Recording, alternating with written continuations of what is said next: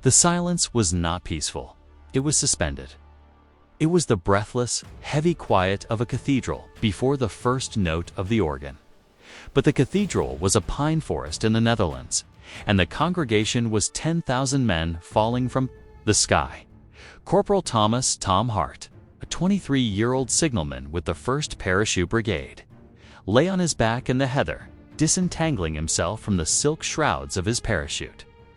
It was Sunday, September 17, 1944. The sky above was a brilliant, deceptive blue, scarred only by the fading contrails of the C-47 Dakotas turning back toward England. Tom's normal was the static hiss of a Type 22 radio set. For 3 years, his war had been defined by the ability to connect point A to point B through the ether. He lived in a world of frequencies, crystals, and code.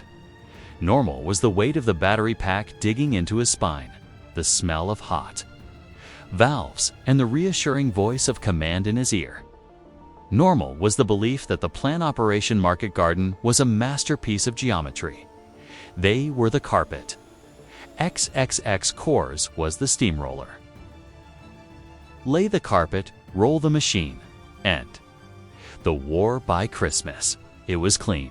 It was precise. He sat up, brushing pine needles from his Denison smock. The woods around Usterbeek were surreal. It felt less like a war zone and more like a Sunday picnic interrupted by a military exercise. Men were gathering their chutes, lighting cigarettes and checking maps with the casual air of tourists. There was no enemy fire, no flak. Just the birds singing and the distant, polite applause of Dutch civilians emerging from their farmhouses, offering apples and water. Radio check, Tom Sergeant Miller barked, walking past with a Sten gun slung over his shoulder. Miller was a veteran of North Africa, a man who treated calm with suspicion. See if you can raise Brigade HQ. The gliders should be down with the jeeps. Tom pulled the headset over his ears. He turned the dial. Hiss. He adjusted the gain. He wiggled the antenna connection. Hiss. Nothing, Sarge, Tom said, frowning. Just atmospheric mush. Probably the trees shielding the signal. We'll get a lock. Once we hit the road. Probably, Miller grunted, but his eyes narrowed. Keep trying. We need to know when the recon boys start their run. The recon boys were the 1st Airborne Reconnaissance Squadron. They were the tip of the Spira convoy of heavily armed jeeps packed into gliders. Their orders were specific. The moment the gliders landed, they were to unload, race ahead of the foot soldiers, and seize the bridge at Arnhem before the Germans could blow it. They were the convoy that would secure the prize. Tom fell in 2. Line. The march toward Arnhem began. It was 6 miles to the bridge. The mood was dangerously high.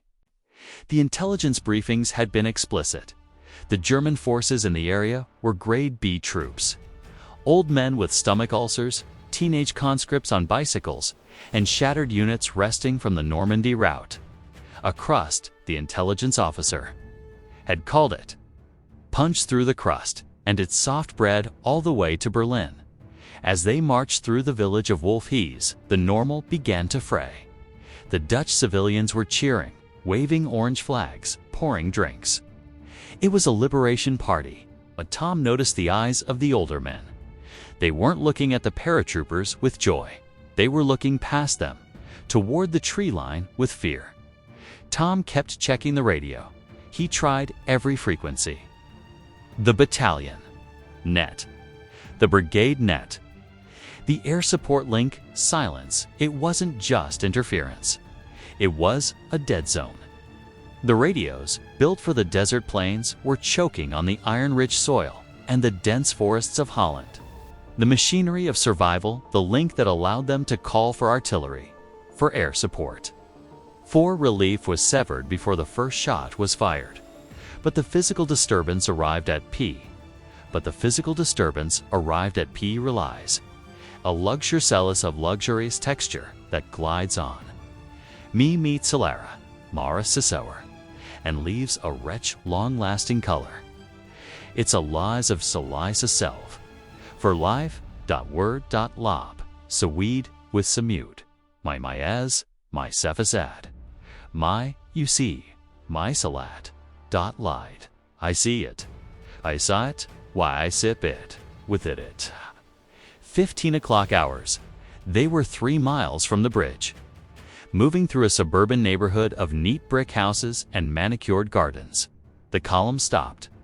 A jeep came speeding back down the road from the vanguard. It wasn't racing with the triumphant speed of a seizure.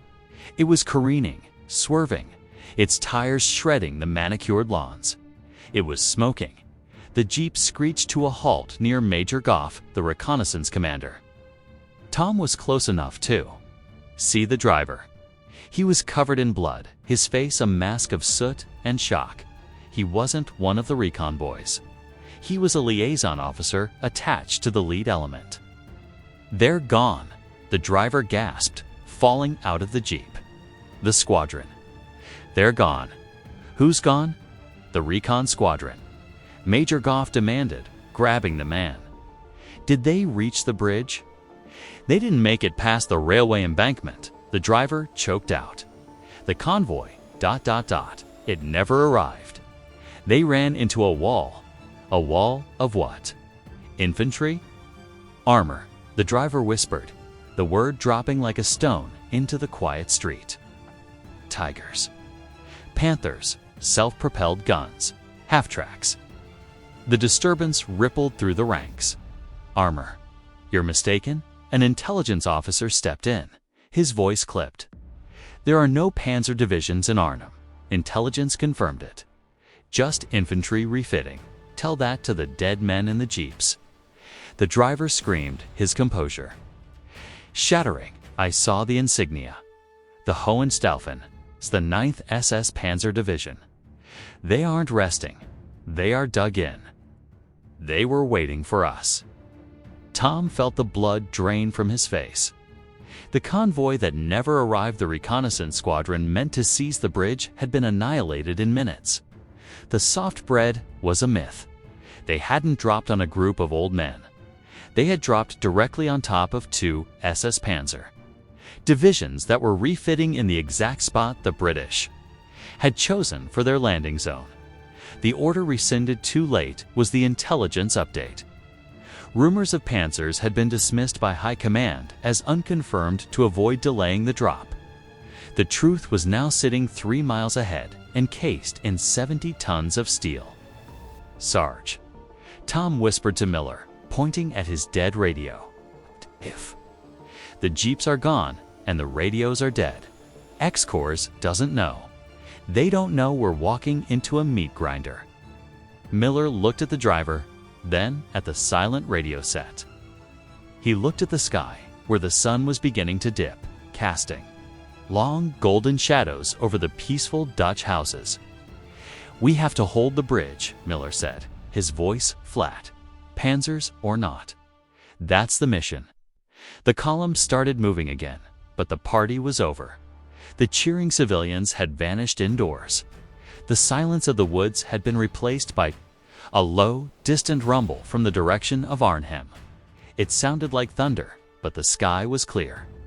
Tom walked, the radio dead weight on his back. He tuned the dial endlessly, praying for a crackle, a voice, anything. "Sunray, this is Fox. Come in." Nothing. They reached the outskirts of Oosterbeek. The sun was setting now. He watched the horizon burning red and thought it was the sunset until he realized the sun was still hours away. Wait, Tom checked his watch. It was 17 o'clock. The sun was setting. But the red glow to the east over the bridge wasn't the sun. It was flickering. It was the burning wreckage of the reconnaissance squadron. And it was the muzzle flashes of the German artillery waking up. The first mortar round landed without a whistle. It just appeared as a plume of dirt and cobblestones 50 yards ahead. Then the machine guns opened up, the distinctive, terrifying rip canvas sound of the MG-42, the fragile normal of the Sunday stroll, evaporated. Men dove into ditches. The rattle of trucks on frozen mud. No. The squeal of tank tracks on asphalt echoed through the streets. Tom scrambled behind a garden wall, pressing the useless microphone to his lips. "Brigade, contact, heavy armor. We are engaging." Silence. Just the hiss of the dead zone. He looked at Miller. The sergeant was firing his Sten gun at a half-track that was crushing a picket fence. "They're cutting us off," Miller yelled.